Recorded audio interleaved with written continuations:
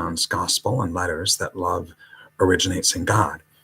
God is love itself. But there are certain sources of married love, and Sheen talks about these, and I think it's good to reflect on these with you. What are the sources of love? The first one is goodness. Goodness.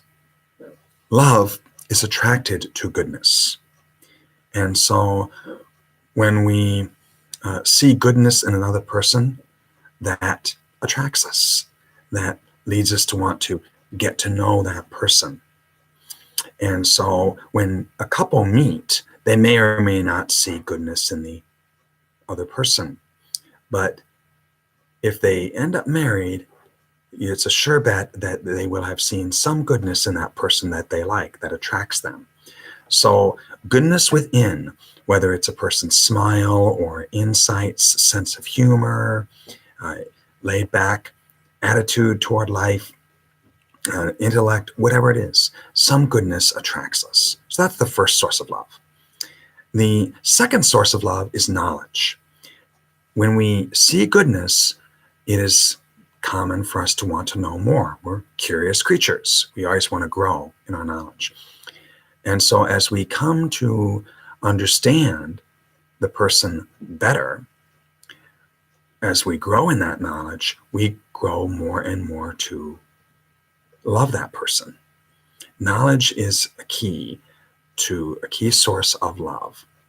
At what we know, we love and eventually fall in love with married people. So that's the second source of love. The third source of love is called similarity. There are things that we see in the other person that we do see in ourselves. Now, Sheen makes an interesting distinction between actual and potential similarity. Actual similarity between a man and a woman could be this. The man likes to play tennis. The woman likes to play tennis. The man loves to cook gourmet French food. The woman loves to cook gourmet French food. So they, as they come to know each other, discern that that's something they have in common, and that similarity attracts them.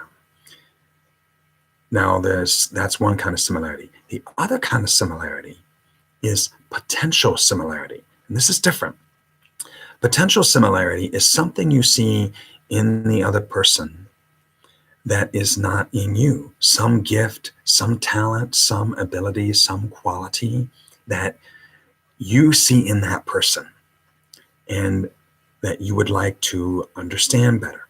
So, for example, a woman likes poetry and a man loves Western novels. He doesn't know much about poetry, but her knowledge of poetry and interest in it attracts him. He would like to know more and grow more. The woman knows that he reads Westerns and enjoys those. And while she may not have a huge interest in Westerns, it's enough to attract her. And so potential similarity is a difference we actually see in another person that we would like to incorporate into our own lives so that we can grow. So there you have it, the three sources of love, written by Bishop Fulton Sheen in 1951. You should get this book, Three to Get Married. It's still being printed. It is a tremendous book. It's deep.